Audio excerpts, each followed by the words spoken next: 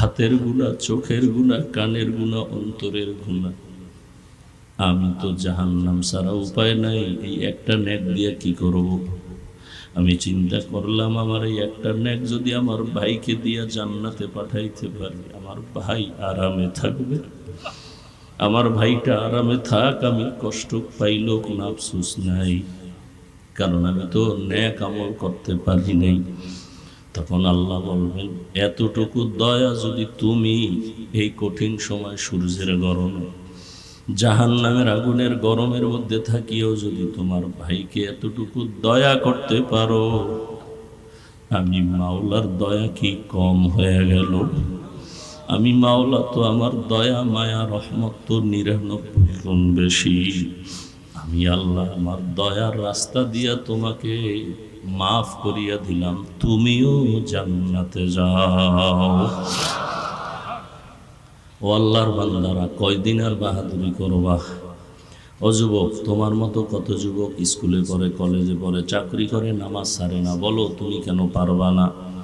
তোমার মতো যুবক জেনারেল লাইনে পড়ে, রাস্তায় গাড়ি চালায়, নামাজ ছাড়ে না। তুমি কেন পারো না? তোমার মতো যুবক দেখো র্যাব, আর্মি, পুলিশ, বিডিআরের চাকরি করে, নামাজি অভাব নাই। তুমি কেন পারো না? তোমার মতো যুবক এমপি, মন্ত্রী, ওসি, ডিসিএসপি নামাজি আছে। তুমি কেন পারবা না রে বলো? তোমার মতো যুবক রাস্তায় গাড়ি চালায়, মাঠে কাজ করে, নদীর মধ্যে মাছ ধরে, নামাজ পড়ে। তুমি কেন পারবা না? পর্দার আড়ালের মা বোনেরা, আপনাদের মতো কত মা, কত বোন আছে, মোবাইলে সময় নষ্ট করে না, বেপর্দায় চলে না, স্বামীর মাল নষ্ট করে না, নামাজ ছাড়ে না। আপনারা কেন পারবেন না? বৃদ্ধ বাবাজি, আপনার মতো কত বুড়ারা মসজিদে গিয়া নামাজ পড়ে, আপনি কেন পারেন না? আল্লাহর ভয় অন্তরে জমা করিয়া জীবনে তো নামাজ কম ছাড়লেন না, দাড়ি কম কাটলেন না, বেপর্দায় কম চললেন না। আজকে থেকে তওবা করেন, আল্লাহকে মনে মনে বলেন, হে আল্লাহ, জীবনে যত মনে চাইছে দাড়ি কাটবো কেটে ফেলেছি, নামাজ ছাড়বো ছেড়ে দিয়েছি, বেপর্দায় চলবো চলছি। আজকে থেকে তওবা করতে চাই, জীবনটা চলিয়ে গেল, আর নামাজ ছাড়বো না, দাড়ি কাটবো না, বেপর্দায় চলবো না, মা বাবার সাথে বেয়াদবি করবো না। আলহামদুলিল্লাহিল্লাযী জাআলাশ শামসা ওয়াল কমারা বিহুসবান والنجم والشجر يسجدان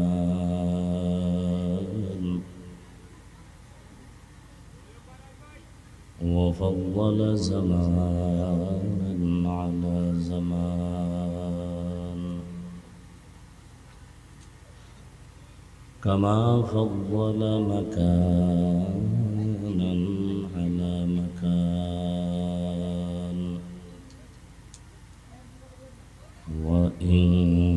وإنسانا على إنسان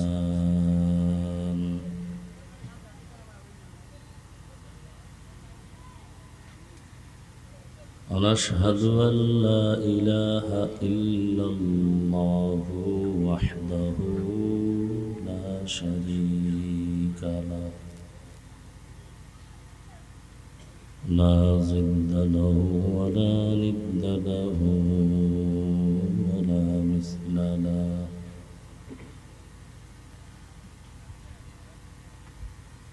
ونشهد أن سيدنا ومولانا محمدا عبده ورسوله اللهم صل على محمد النبي الأمي وعلى آله وسلم تسليما وبعد فأعوذ بالله من الشيطان الرجيم بسم الله الرحمن الرحيم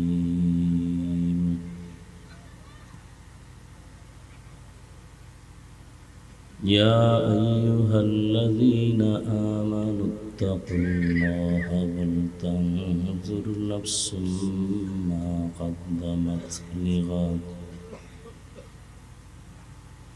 واتقوا الله إن الله خبير بما تعملون وقال رسول الله صلى الله عليه وآله وسلم الدنيا سجن المؤمن وجنة الكافر أو كما قال النبي عليه الصلاة والسلام صدق الله مولانا العظيم صدق رسوله النبي الأمي الكريم ونحن على ذلك من الشاهدين والشاكرين والذاكرين والحمد لله رب العالمين سبحانك لا علم لنا إلا ما علمتنا إنك أنت العليم الحكيم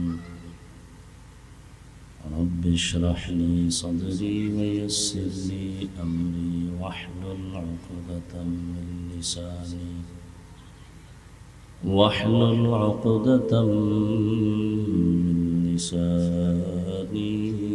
يفقه قولي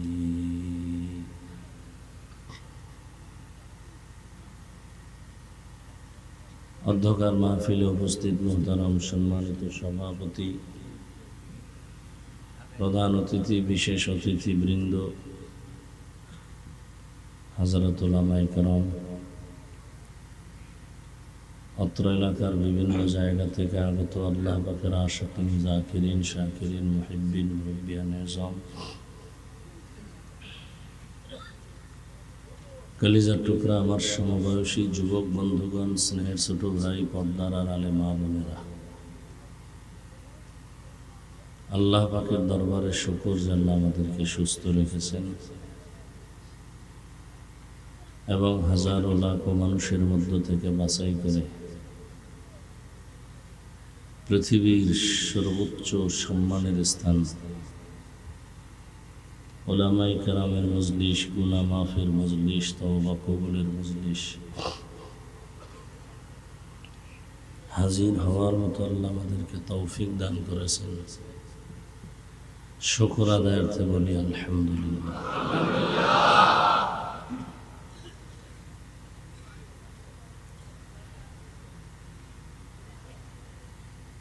দরুদ ও সালাম সৈয়দুল মুরসালিন রাহমাতুল লিল আলামিন, শফিউল মুজনিবিন, খাতামুন নবিয়্যিন, সৈয়দুস সাকালাইন, ইমামুল মুরসালিন হযরত মুহাম্মদুর রাসূলুল্লাহ সাল্লাল্লাহু আলাইহি ওয়া আলিহি ওয়াসাল্লাম।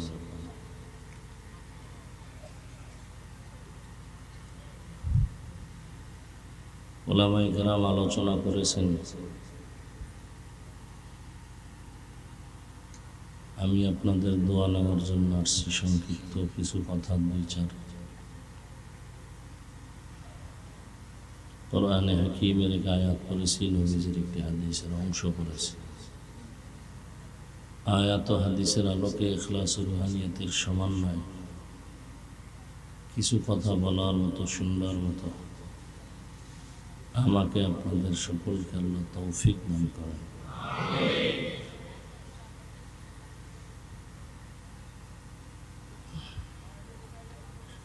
ইয়া আইয়ুহাল্লাযীনা আমানুত্তাকুল্লাহ, আল্লাহ বলেন, হে মুমিন, তোমরা তাকওয়া অর্জন করো তথা আল্লাহকে ভয় করো। ওয়ালতানজুর নাফসুম মা কদ্দামাত লিগাদ, তোমার একটা ভবিষ্যৎ জীবন আছে, সেই জীবনের জন্য কি অর্জন করেছো এদিকে খেয়াল করো, নজর দাও। ওয়াত্তাকুল্লাহ, আল্লাহ আবার বলেন আমাকে ভয় করো। ইন্নাল্লাহা খাবীরুম বিমা তা'মালুন, নিশ্চিত আল্লাহ পাক তোমার সব কৃতকর্মের অগ্রিম খবর জানেন। নবীজি বলেন দুনিয়া সিজনুল মুমিন ওয়া জান্নাতুল কাফির। দুনিয়া নামক জায়গাটা মুমিনের জন্য জেলখানা,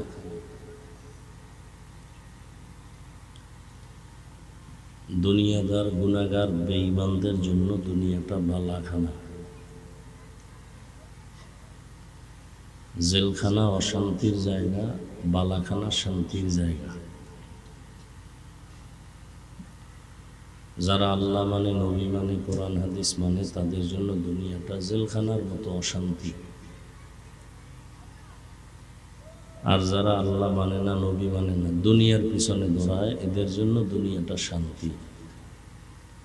অর্থাৎ এরা দুনিয়ায় শান্তি পাবে, আখেরাতে কিছুই পাবে না, শুধু অশান্তি। আর মুমিনেরা দুনিয়াতে একটু কষ্ট সহ্য করবে, বিনিময়ে আল্লাহ তাদেরকে পরকালে এতটা শান্তি দিবেন যে কখন আর অশান্তি আসবে না। তো নবীজি মুমিনকে জেলখানার সাথে তুলনা দিলেন কেন? তার কারণ হল জেলখানা একটা সীমাবদ্ধ জায়গার নাম। জেলখানায় কেউ যেতে চায় না, কেউ থাকতে চায় না। আবার সেখানে ঢুকায় দিলে স্বাধীনভাবে না খাইতে পারে, না ঘুমাইতে পারে, না চলতে পারে। দুনিয়া নামক জেলখানায় যারা ঈমান নিয়ে চলবে, এদের হালাত এমন হবে যে দুনিয়ার পিছনে তারা ঘুরবে না, দুনিয়া চাইবে না। তারা বারবার চেষ্টা করবে দুনিয়ার থেকে বিদায় নিয়ে আল্লাহর কাছে যাবে। এবং দুনিয়া নামক জেলখানায় যতক্ষণ থাকবে, মন চাইলেই খেতে পারবে না, মন চাইলেই কোথাও যেতে পারবে না। জেলখানার আসামি ক্ষুধা লাগছে, চাইলেই খানা পাবে না। পা আছে, চাইলেই কোথাও হেঁটে যেতে পারবে না, সীমাবদ্ধতা আছে। মুমিনও দুনিয়াতে থাকবে, পেটে ক্ষুধা লাগবে, খানাও থাকবে, চাইলেই খেতে পারবে না। আগে দেখবে আল্লাহর বিধানে খানাটা কতটুকু হালাল। মনে চাইলেই যে কোনো জায়গায় যেতে পারবে না, আগে চিন্তা করবে আল্লাহ কোন দিকে গেলে খুশি হবে।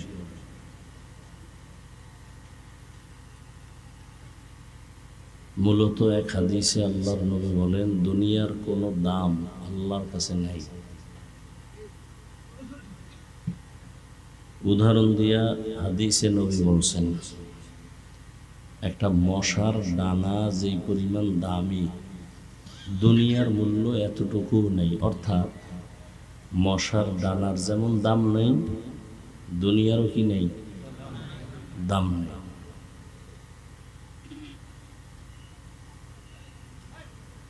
তো দুনিয়ার যদি দাম না থাকে তো পাঠাইলেন কেন? আমরা তো কেউ জোর করে আসিনি। আমাদের কে পাঠাইছেন? আল্লাহ। কেউ জোর করে আসিনি, তো পাঠাইলেন কেন?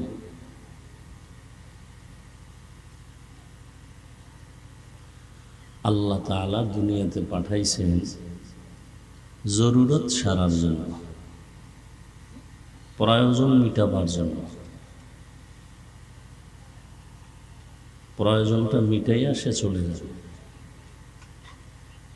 যেমন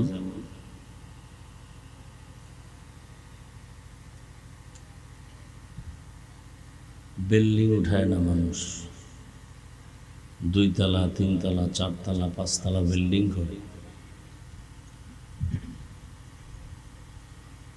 এত সুন্দর বিল্ডিং, টাইলস মোজাইক করে, bedroom, drawing room, dining room খুব সুন্দর। এরপরে সাইনবোর্ড লাগাইছে টুলেট, কি হবে? দাঁড়াও, এত সুন্দর বিল্ডিং দেখা, ভেতরেও সুন্দর, বাহিরেও টাইলস, এত বেশি দামি যে চেহারা দেখা যায়। একজনে জিজ্ঞেইল, ভাই আপনার এই ফ্ল্যাট কত? 20,000 টাকা। তো গ্রাউন্ড ফ্লোর থেকে ঢুকতে ঢুকতে 4-5 তলা সব হয়ে যায়, প্রাণ জুড়ায় গেছে, এত সুন্দর বিল্ডিং। কিন্তু আশ্চর্য হলো, পুরা বিল্ডিং এর মধ্যে কোথাও কোনো একটা বাথরুম নাই। কি নাই? মালিকেরা বলল, তুমি ফ্রি দিলেও আমি নেব না। কেন? বাথরুম নেই। এত সুন্দর টাইলস মোজাইক করে রুম সাজাইলাম, বাথরুম দিলাম না কেন? আমার এই পুরা এলাকাটা পরিচ্ছন্ন এলাকা, বাথরুম আছে এখান থেকে 1.5 কিলোমিটার দূরে। প্রয়োজন হলে কলিং বেলে চাপ দিবা, আসবে, তোমাকে বাথরুমে নিয়ে যাবে। বলে হবে না। কথা কি হবে? বাথরুম লাগবে। আমার ড্রয়িং রুম, ডাইনিং, বেডরুমের মূল্য নেই, শুধু বাথরুমের কারণে এখন এটার কোনো মূল্যহীন হয়ে গেল। এটা বুঝলে তো আমি পুরো বিল্ডিং বাথরুমই বানায় রাখতাম। আচ্ছা, আমারে তুমি 1 মাস সময় দাও। সময় দিছে, প্রত্যেক রুমে রুমে বাথরুম, এত সুন্দর বাথরুম, সেখানে এসি লাগাই দিছে, এরপরে টেলিভিশন, টাইলস, মোজাইক সব ভিআইপি, কমোডগুলো সব হাই কমোড, মোটামুটি সোফা সিস্টেম, বসে বসে টেলিভিশন দেখবে, এসির বাতাস খাবে। এগুলি দেখার পরেও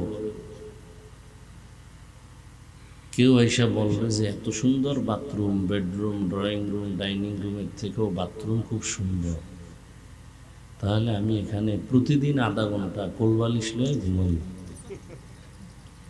কেউ বলবে? বলবে না। বাথরুম ছাড়া বিল্ডিং এর দাম নাই, কিন্তু বাথরুম কেউ গিয়ে ঘুমায় না। বাথরুমের এত জরুরত কেন?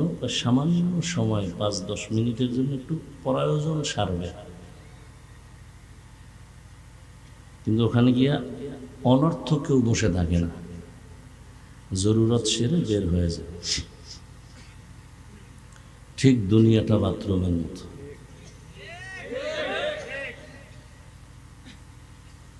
এখানে আসছি আমরা জরুরত সারতে। কি জরুরত? আল্লাহর হুকুম ইবাদত করিয়া জান্নাতের টিকিটটা নিয়ে চলে যাবে। এখন এটা দুনিয়া ছাড়া হবে না, বাথরুম ছাড়া বিল্ডিংয়ে থাকা যাবে না, দুনিয়া ছাড়াও আখেরাত কামাই হবে। তবে সতর্ক, বাথরুমে ঢুকতে গেলে খবরদার, তুমি তো আর জামা কাপড় সব বেডরুমে ধুইয়া যাবা না, তোমার শরীরে তো পোশাক নিয়ে যাবা। তবে সাবধান, বাথরুমে কিন্তু ময়লা লাগতে পারে জামা কাপড়ে। পারে না? পারে না? পারে। ময়লা যেন স্পর্শ না করে। যদি লাগে তাহলে পরিষ্কার করার জন্য মেডিসিন রেডি রাখো, সাবান আর পানি। দুনিয়া নামক স্থানে বইয়া নামাজ, রোজা, হজ, যাকাত, জিকির টিকির কইরা জান্নাতে যাব, কিন্তু সাবধান, দুনিয়া যেন আমার অন্তরকে ময়লা করতে না পারে। যদি করে তাহলে পরিষ্কার করার জন্য সাবান পানি রেডি রাখো।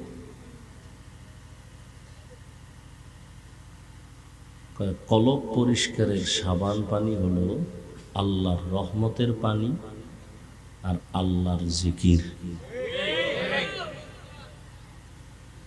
বাথরুমে যাইয়া ময়লা লাগবে না, লাগবে না, এমন ময়লা লাগছে যেটা সাবানেও যায় না, পানিতেও। এখন কি করা? টেনশনের কিছু নাই। এই কটিয়াদি বাজিতপুর এলাকায় জায়গায় জায়গায় কিছু লন্ড্রিওয়ালারা বসে আছে। ওগো কাম হইল তুমি যেটা পারবা না এটা ওরা পারবা। ওগো কাছে মেডিসিন আছে, বিদেশি মেডিসিন, ওটা মারলেই তোমার দ্বারা যেটা অসম্ভব তাদের দ্বারা সেটা। দুনিয়ায় চলতে চলতে চলতে চলতে ময়লা লাগবে না, কিন্তু এমন ময়লা লাগছে জিকিরেও যায় না,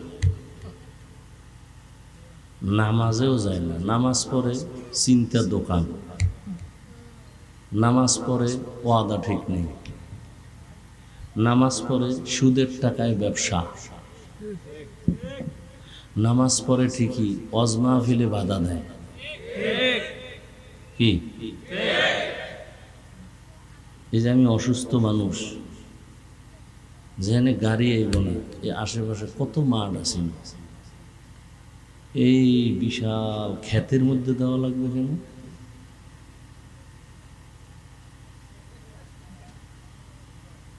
ওই সমস্ত মাঠে দিলে কি সমস্যা ছিল?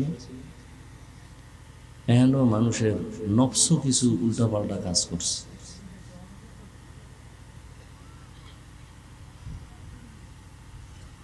আল্লাহ, তো এখন এমন কিছু ময়লা যেগুলো জিকিরেও, বহু জিকির করে, আরে 24 ঘন্টা ভাগরি বান্দা, মাইয়া এখনো বেপরদায় কলেজে আসেনি, তাবলিগে চিল্লা লাগায় বেউস, পোলা এখনো দাঁড়িয়ে রাখে না, ভিআইপি প্যাকেজের হাজি, এলাকার বড় সুদখোর, হ্যারে বানাইছে আবার সভাপতি।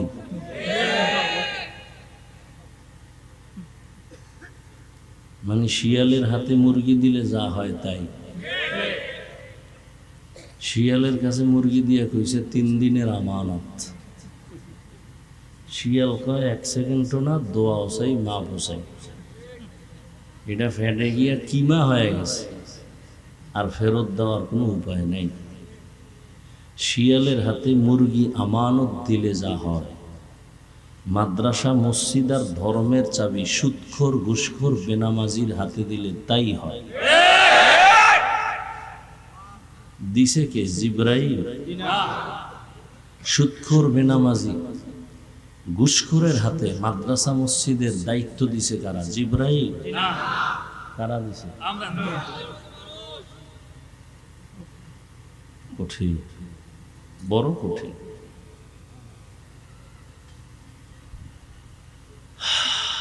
কষ্ট করে ডাউলের পানি আটার রুটি খাইয়া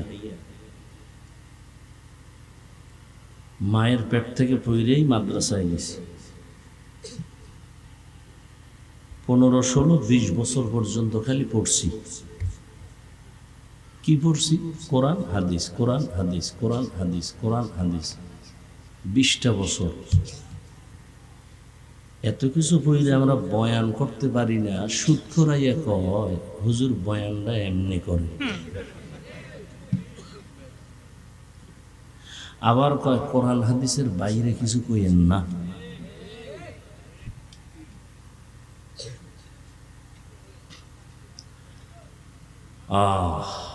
অথচ সুদের সাথে যারা জড়িত, তওবা না করা পর্যন্ত এদের কোনো আমল কবুল হবে না, হজ কবুল হবে না, জিকির কবুল হবে না, দান কবুল হবে না, তেলাওয়াত কবুল হবে না, দরুদ শরীফ কবুল হবে না।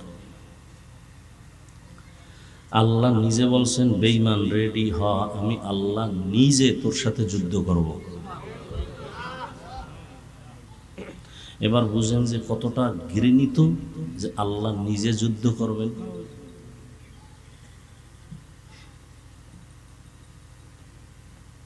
এখন কথা হলো, নামাজও পড়ে, সুদও। এই দাগ তো জিকিরে যায় না, বরং এটি আরো বাড়ে। নামাজ পড়ে আর অহংকার, বেনামাজি দেখলে সিসি করে। এই ময়লা দূর করবা কেমনে? জিকিরের সাবানেও যায় না। এই ময়লা দূর করার জন্য জমিনের ফাঁকে ফাঁকে ফাঁকে ফাঁকে ওই লন্ড্রিওয়ালাদের মতো কিছু ব্যক্তি বসে আছে, এদেরকে বলা হয় ওলি আউলিয়া। কি বলা হয়? এক বচনে ওলি, বহু বচনে আউলিয়া। এদেরকে অন্য শব্দে বলে পীর, আবার বলে মুর্শিদ, আবার বলে ওলামা। এদের কাছে যাও, এদের নজর দিলে তোমাদের কলবের ময়লা দূর হয়ে যাবে। এদের নজরে পাওয়ার আছে। কি আছে? কোরআন হাদিসের ভাষায় ওই পাওয়ারের নাম, কোরআনের আয়াত ফুরকান, ওই পাওয়ারের নাম কি? হাদিসের ভাষায় ওই পাওয়ারের নাম ফেরাসাত।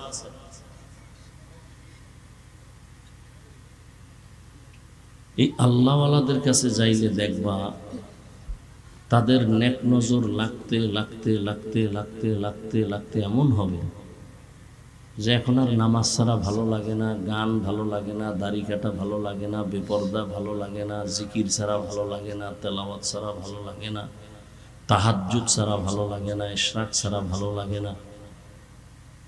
তাদের কাছে একটা আলাদা মেডিসিন আছে আল্লাহর দেওয়া। ওই মেডিসিন আল্লাহ দেন। ওই মেডিসিনের নাম হলো ফুরকান। তবে এখানে একটা কথা, এই যে আল্লাহ স্পেশাল পাওয়ার দিবেন, কোনো বেনামাজিকে দিবেন না, কোনো গুনাহগারকে দিবেন না, তাকওয়াওয়ালা যারা আল্লাহ তাদেরকে দিবেন। এবং তারা যখন নজর দিবে তখন তার কলবের মধ্যে পরিবর্তন শুরু হয়ে যাবে। তখন দিন দিন মানুষ রিয়া, হাসাদ, কিবির থেকে মুক্তি পাওয়া শুরু করবে। এখন যারা ওলিয়া উলিয়া মানে না, পীর মুর্শিদ মানে না, এক উপায় কি? সারা বাংলাদেশে আমি ঘোষণা দিছি, যারা পীর আউলিয়া, অলি আউলিয়া মানে না, এরা কোরআন মানে না, বুখারী মানে না, এরা ভণ্ড। এদেরকে যারা ভণ্ড বলবে না, তারাও ভণ্ড। কথা বুঝেন? যারা পীর আউলিয়া মানে না, অলি আউলিয়া মানে না, এরা কোরআনও মানে না, বুখারীও, এরা হক না বাতিল? এরা কেমন বাতিল? এদেরকে যারা বাতিল স্বীকার করবে না, তারাও বাতিল। আল্লাহ হেদায়েত দান করেন।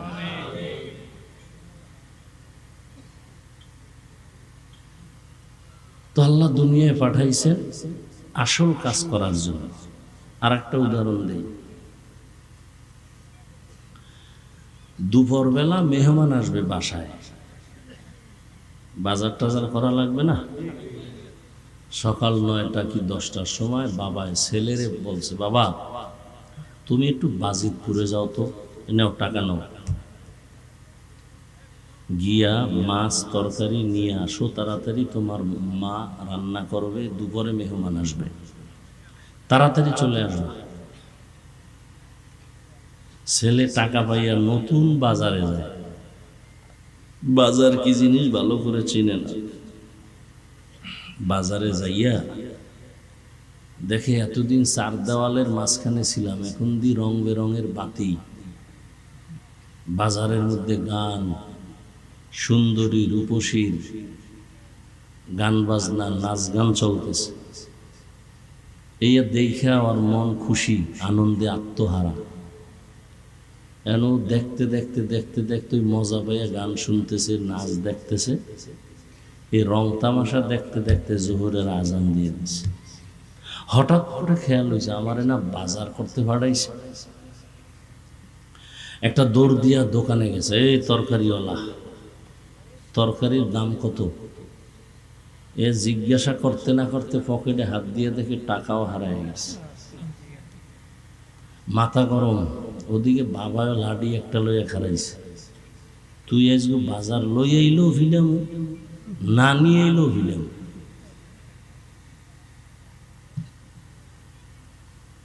ছেলে তো কাঁদতেছে, টাকাও হারাইলাম, বাজারও হলো না। আল্লাহ দুনিয়ায় পাঠাইছেন তার ইবাদতের জন্য, কিন্তু দুনিয়ার মধ্য থেকে ইবাদত করবা, এটা পরীক্ষার হল। পরীক্ষার হলের মধ্যে প্রতিযোগিতা চলে, কেউ বেশি আগায় যায়, কে শ্রেষ্ঠ, কে সফল, প্রতিযোগিতা চলে। কেউ প্রশ্নের উত্তর সঠিক লেখে, কেউ ব্যাঠিক লেখে, কোনো বাধা দেওয়া হয় না। কিছু কিছু দুনিয়াদারেরা দুনিয়ায় এসা রং তামাশা দেখা আল্লাহ যে আমাকে ইবাদতের জন্য পাঠাইছেন, হ্যাঁ আল্লাহরই ছিলেন। দুনিয়া দুনিয়া করতে করতে একদল ইমানের টাকাও হারায় ফেলছে। আল্লাহ বলেন, আমি আল্লাহ এরপরও তোমার উপরে বেজার না, তওবার দরজা খুলে রাখছি। তুমি যদি তওবা করে বলো আল্লাহ আমার ভুল হয়ে গেছে, ক্ষমা চাই, আল্লাহ বলেন তোমার জীবনের সব গুনাহ আমি এক মুহূর্তে মাফ করে দেব। দুনিয়া কিছুই না। লা ইয়াগুররান্নাকা তাকাল্লুবুল্লাযীনা কাফারু ফিল বিলাদি মাতাউন কালিলুন সুম্মা মাওয়াহুম জাহান্নাম ওয়া বিইসাল মিহাদ। কাফের বেঈমানের বানানো গুলশান দেখা পাগল হও না, এগুলি কিচ্ছু না। বিউটি পার্লারের সৌন্দর্য রৌদ্র লাগলে শেষ। একজনে বিউটি পার্লারের সুন্দরী দেখা কয় তো ডানা কাটা পরি, বাপ মা ছাড়লে ওইটার ছাড়বে না। বিয়া শাদি কইরা বাসায় নিয়ে যখন চেহারাটা ধুইছে দেখে জাম কালা। এখন কপাল থাবড়াইলে আর কি হবে? যারা দুনিয়া দুনিয়া দুনিয়া দুনিয়া কইরা নামাজ নাই, রোজা নাই, তেলাওয়াত নাই, জিকির নাই, সুন্নত নাই, এই একটা চোরারাও দুনিয়াও পাইল না, আখেরাতও পাইল না। আচ্ছা, দুনিয়া পাওয়ার জন্য যারা দৌড়ায় এরা কি চায়? দুইটা জিনিস চায়। কয়টা? এক নম্বরে চায় সম্মান, আর একটা চায় শান্তি। আপনারা শিক্ষিত মানুষ, বলেন তো, আল্লাহরে বাদ দিয়া, নবীরে বাদ দিয়া, দুনিয়া দুনিয়া কইরা বিল্ডিং আর টাকার মালিক হইয়া সম্মানে আছে, শান্তিতে আছে, কে আছে আমাকে বলেন তো? বিল্ডিং শান্তির মালিক? 10 তলা বিল্ডিং উঠাইয়া মাস্তানি করে লাভ কি যদি বিল্ডিং বাদ দিয়া জঙ্গলে ঘুমানো লাগে? সুইস ব্যাংকে টাকা জমা করে লাভ কি যদি বংশের কেউ ভোগ করতে না পারে? এর চেয়ে রিক্সা চালায় খাওয়া ভালো, অনেক শান্তি। টাকা দিয়া সম্মান কিনলে ফার্স্ট অবস্থায় পায় ফুলের মালা, ফাইনালে পায় জুতার মালা। আর আল্লাহ যাকে সম্মান দেন, এ দুনিয়ায় বাদশা, আখিরাতেও বাদশা। যারা আল্লাহ চিনে না, নবী চিনে না, হা হুতাশ করতেছে, কেউ হাসে কেউ কাঁদে, এই নিয়ম। আর যারা নবীর আদর্শ নিয়ে আমরা আছি, আলহামদুলিল্লাহ, আমরা আগেও যেমন ছিলাম এখনো তেমন আছি, কোনো টেনশন নেই।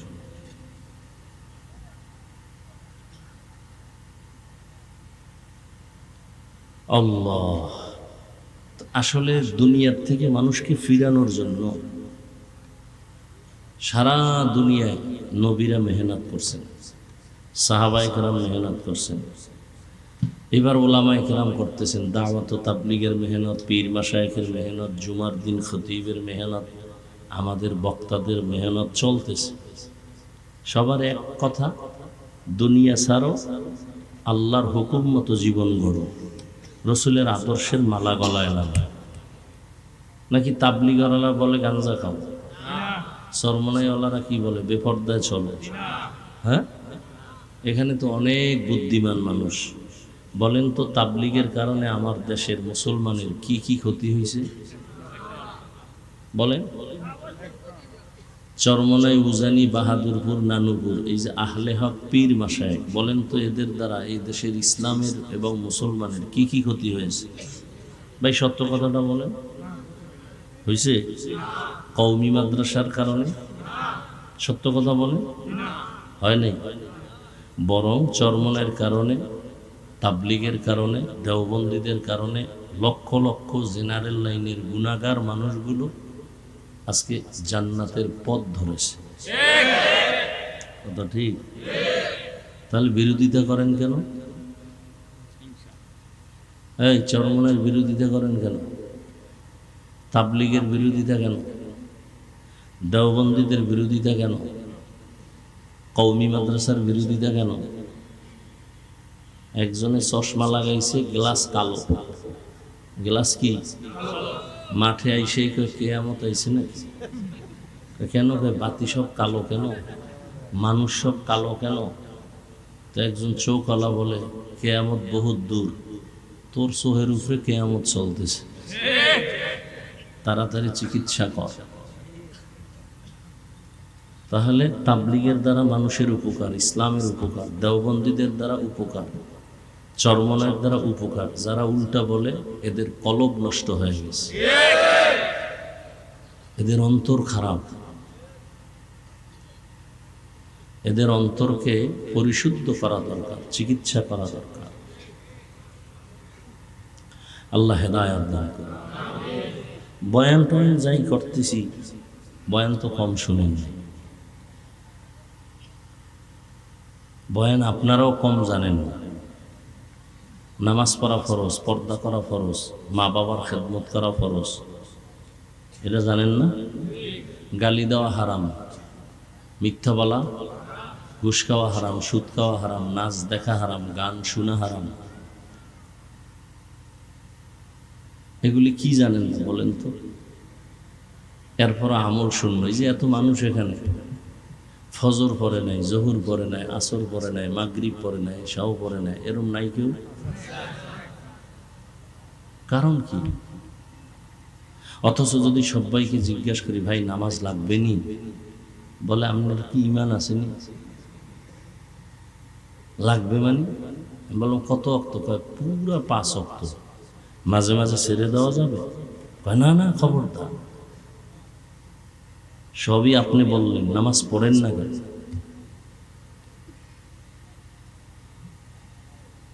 অথচ নবী বলেন, বাইনাল আবদি ও বাইনাল কুফরি তরকুস সালাহ। মুমিন আর বেঈমানের মধ্যে ব্যবধান নামাজ। বেঈমানেরা নামাজ পড়ে না, মুমিন নামাজ ছাড়ে না। এর কারণ একটা, এই বয়ান কিয়ামত পর্যন্ত চলতে থাকবে, কিন্তু ফায়দা কম হবে। কেন? যতক্ষণ পর্যন্ত আল্লাহর শাস্তির ভয় অন্তরে আসবে না, তাকওয়া আসবে না, ততদিন পর্যন্ত মানুষ বয়ান আমল করবে না।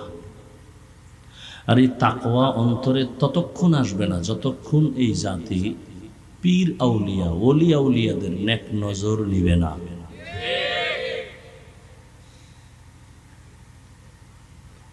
এই জন্য আল্লাহ কোরআনের এক আয়াতে বলেন, ইয়া আইয়ুহাল্লাযীনা আমানু, ও দুনিয়ার মুমিন, ইত্তাকিল্লাহ। বারবার আল্লাহ বলেন, আমাকে ভয় করো, আমাকে ভয় করো, আমাকে ভয় করো। অকুনু মা'আস সাদিকিন, আমার সত্যবাদী যারা, আমার প্রিয়, এদের বন্ধু হয়ে থাকো, এদের বন্ধু হয়ে থাকো। কেন? এদের নজর লাগবে তো তাকওয়া চলে আসবে। হাকিমুল উম্মত মুজাদ্দিদুল মিল্লাত শাহ আশরাফ আলী থানভী, তিনি উম্মতের কলবের ডাক্তার। বাংলাদেশে আসতেন, সফর করতেন। বাংলাদেশের ওলামায়ে কেরাম একদিন জিজ্ঞাসা করলেন, হজরত, মা বাবার চেহারার দিয়ে তাকাইলে হাদিসে আছে কবুল হজের সওয়াব। সন্তান মা বাবার চেহারা দেখবে, বাইতুল্লাহর জিয়ারতের সওয়াব পাবে। কি সওয়াব পাবে? বাইতুল্লাহর জিয়ারত করলে যা পায় তাই পাবে। কিন্তু আমরা অলিয়া উলিয়ার দিকে তাকাইলে কি পাবো? প্রশ্ন বুঝছেন না? মা বাবার দিকে তাকাইলে সন্তানেরা বাইতুল্লাহর জিয়ারত পায়, সওয়াব পায়। কিন্তু আমরা অলিয়া উলিয়ার দিকে তাকাইলে কি পাবো?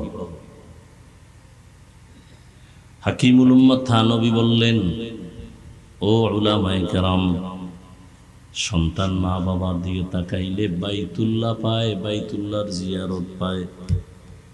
আর যদি কোনো বান্দা আল্লাহ ওয়ালা, যারা তাকওয়া ওয়ালা, এদের দিকে তাকায়, সে শুধু বাইতুল্লাহ পায় না, বাইতুল্লাহর মালিকের পায়। কারে পায়?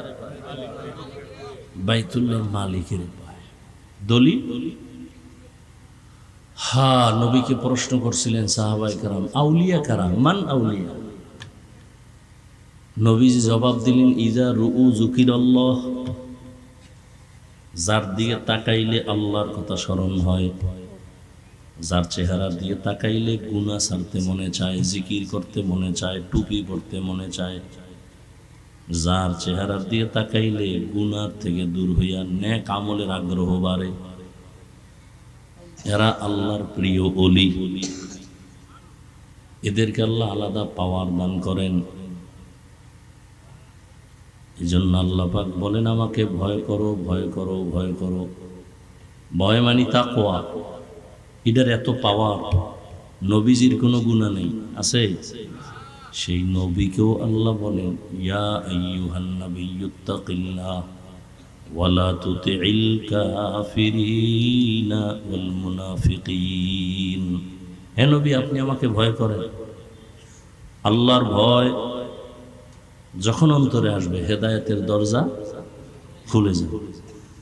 আর যদি আল্লাহর ভয় অন্তরে না আসে, আমি হাফিজুর রহমান কেন, মক্কা মদিনার ইমাম কেন, স্বয়ং রসুলও যদি বয়ান করে, হেদায়েতের দরজা খুলে না। বুঝেননি? নবীজির বয়ানে হেদায়েতের দরজা খুলে না, এ কত বড় বেঈমান। অথচ যেই নবীজির একবার দেখলে জাহান্নাম হারাম, যেই রসুলের চেহারা মোবারকের দিকে একটা বার নজর দিলে 7 দিনের ক্ষুধা থাকে না, যেই নবীজির ঘাম থেকে মিশকের ঘ্রাণ, সেই রহমতের নবীকে 13 বছর দেখলো, বয়ান শুনলো, কালেমা পড়ে নাই। 13 বছর দেখছে, কালেমা। এত বড় বেঈমানের নাম জানেননি?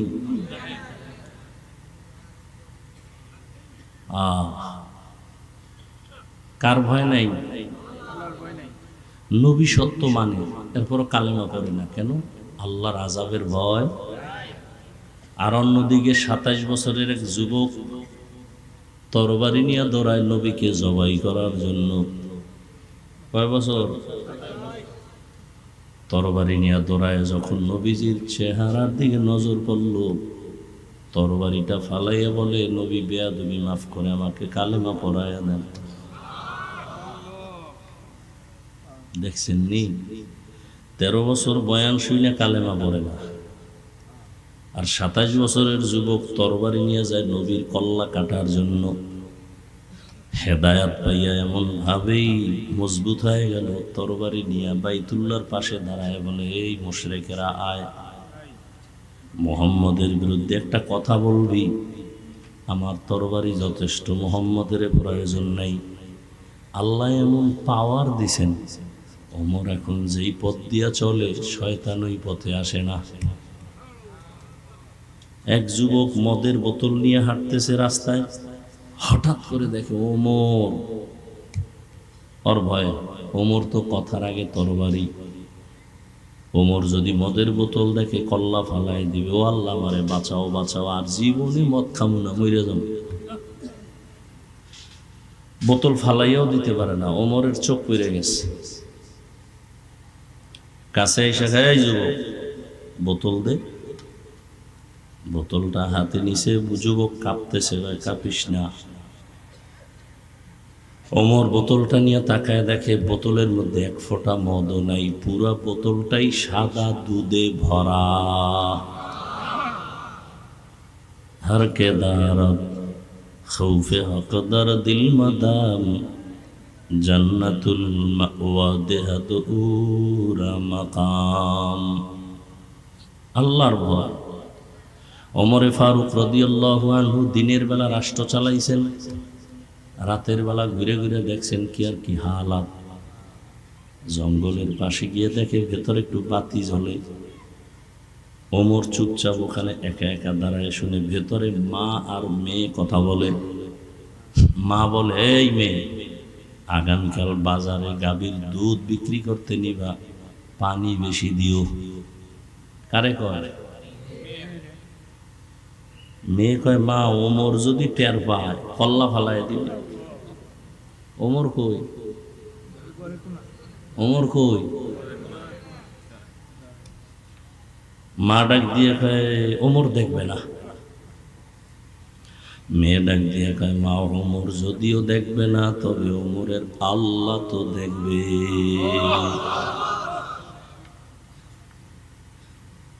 ওমর এতটুকু শুনে চলে, কিন্তু তাদেরকে সর্বোচ্চ সম্মান দিয়ে বসায় কয়, মা তোমার কপাল ভালো, এমন একটা কন্যা সন্তান তুমি পাইছো যে আল্লাহর ভয় তাকওয়ার গোডাউন। মা তোমাকে আজকে একটা পুরস্কার দিতে চাই। কি? কয়, তুমি যদি আলহামদুলিল্লাহ বলো তাহলে তোমার এই মেয়েটাকে আমি ওমরের ছেলের জন্য নিতে চাই। মা খুশি না বেজার? খুশি হয়ে গেলেন। এইবার এই ওমরের ছেলের সাথে এই মেয়ের বিয়া হয়ে গেল। এমনই এই দামি নারীর গর্বের ধারায় আর একটা সূর্যের আলো আসছে, ওমর ইবনে আব্দুল আজিজ। আল্লাহর ভয়। দেখেন, আপনারাও মুসলমান, আমিও কি কথা বলেন? আপনাদের আল্লাহ আমার আল্লাহ দুই, বুঝে শুনে বললেন। এক, আপনাদের নবী আমার নবী, আপনাদের কোরআন আমার কোরআন, আপনাদের কাবা আমার কাবা, আপনাদের ধর্ম আমার ধর্ম, আপনাদের কালেমা আমার কালেমা। দুনিয়াতে আসি সিস্টেম। বিদায় বেলা কাফনের সংখ্যা, আমারও 3 কাফন, আপনারও 3 কাফন, মহিলাদের 5 কাফন। কালার আলাদা। কালার আলাদা কি? সবার হুজুর করে একটু আলাদা হবে। হ্যাঁ, কালার লইয়াও কিলাকিলি চলে এই জমি। এত বড় মূর্খ যে কালার লইয়াও কিলাকিলি। কবরের সাইজ ভেতরে রাখার পরে প্রশ্ন কয়টা? কয়টা? আলাদা আলাদা না সবে? রবের পরিচয় দাও, ধর্মের পরিচয় দাও, রাহমাতুল লিল আলামিনের পরিচয় দাও। দেখেন তো, আপনার আমার আল্লাহ এক, নবী এক, কোরআন এক, কাবা এক, ধর্ম এক, কালেমা এক, কবর এক, প্রশ্ন এক, কাফন এক, কালার এক। অথচ আপনি কেমন মুসলমান আর আমি কেমন মুসলমান। আজকে আপনার পায়ে ধরে ধরে বুঝাই, টুপি পরেন, দাড়ি রাখেন, নামাজ পড়েন। আমি টুপি খুলতে চাই না, লজ্জা পাই। আর আপনি কেমন মুসলমান যে টুপি দিতে চান না, লজ্জা পান। আমি দাড়ি কাটতে চাই না, লজ্জা। আর আপনি কেমন মুসলমান যে দাড়ি রাখতে চান না, লজ্জা। আমি মসজিদে না ঢুকলে লজ্জা পাই, আর আপনি মসজিদে ঢুকতে গেলে লজ্জা পান। আমি পর্দা না করলে লজ্জা পাই, আর আপনি কেমন মুসলমান যে পর্দা করতে গেলে লজ্জা পান। শুধু একটাই কারণ, আল্লাহর ভয় অন্তরে নাই। আজকে যদি আমি দাড়ি কামাইয়া, টুপি বাদ দিয়া, নামাজ বাদ দিয়া আপনার মতো প্যান্ট শার্ট টাই লাগায় রাস্তায় ঘুরতাম, কেউ আমারে বাধা দিত না। এই টুপির কারণে বিপদ, জামার কারণে বিপদ, জিকিরের কারণে বিপদ, কওমি মাদ্রাসায় পড়ার কারণে বিপদ। হাজার হাজার মুরব্বীরা আজকে ফিলিস্তিনের অবস্থা কত করুন। ওরা যদি বলতো আমরা ইসরায়েলের মাইনে চলবো, আল্লাহ মানবো না, সব মাফ। কিন্তু ওরা বলছে আল্লাহকে ছাড়বো না, মরিয়া গেলে যাব।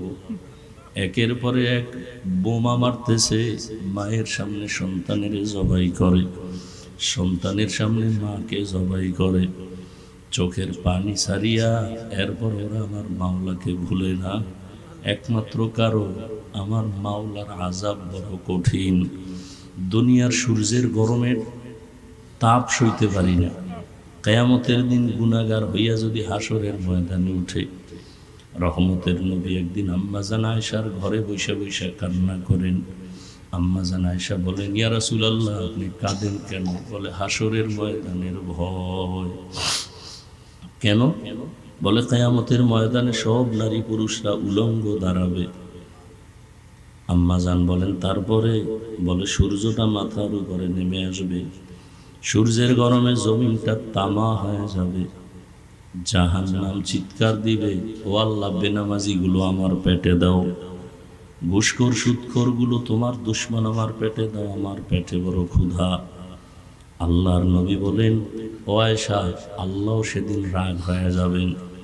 আল্লাহ রাগ হয়ে একটা আওয়াজ দিবেন খুব কঠিন, লিমানিল মুলকুল ইয়াউম লিল্লাহিল ওয়াহিদিল কাহ্হার। নবীজি বলেন, আল্লাহ পাকের কুদরতির আগের আওয়াজে হাসরের ময়দানটা থরথর করে কেঁপে উঠবে, সূর্যের গরমে মাথার মগজগুলো ভাতের মারের মতো ফুটবে, গুনাহগারগুলো চিল্লাইতে থাকবে। নবীরা যাদের কোনো গুনাহ নাই তারাও কান্না শুরু করবেন। হাদিসে ঘটনা দেখছি কয়েকদিন আগে, একজন ব্যক্তির ফয়সালা হয়ে যাবে, আমল নামা ওজন দিয়ে দেখবে অনেক নেক, তবে একটা নেকের টানে অভাবে জান্নাত পায় না। কয় নেকের অভাব? মাত্র একটা নেকের অভাব।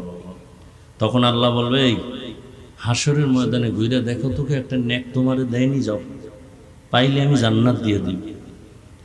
বুড়ায় কান্না করে আর ঘুরে, রসুলের হাদিস ঘুরতেছে ঘুরতেছে, মাকে তালাশ করে, ভাইকে তালাশ করে, কেউ তাকে আর পরিচয় দেয় না। হঠাৎ করে দেখে মাঠের পাশে একটা বুড়া মানুষ বয়া রইছে। জিজ্ঞাসা করে, এই বুড়া, তুমি কান্দো কেন? কয়, আমার আমল নামা ওজন দিছে, একটা নেকের অভাব আছে, জান্নাত আমি পাই না, এখন আমি ঘুরি, একটা নেক আমার কে দিবে?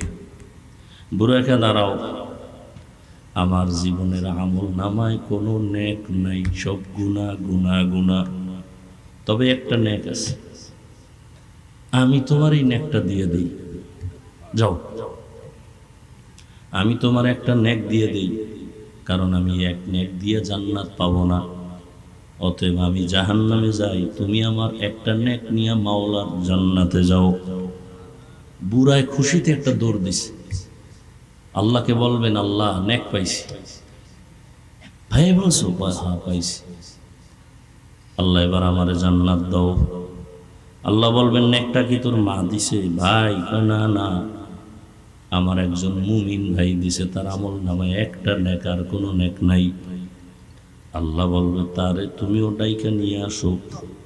নিয়ে যখন আসবে, আল্লাহর আদালতে আসার পরে আল্লাহ বলবেন, ও বুড়া, তুমি এই একটা নেক হাসরের ময়দানে কেন দিছো? তখন বুড়া কান্না করবে আর বলবে, হে মালিক, আমার আমল নামায় তো কোনো নেক আমল নাই, শুধু গুনাহ আর গুনাহ, হাতের গুনাহ, চোখের গুনাহ, কানের গুনাহ, অন্তরের গুনাহ।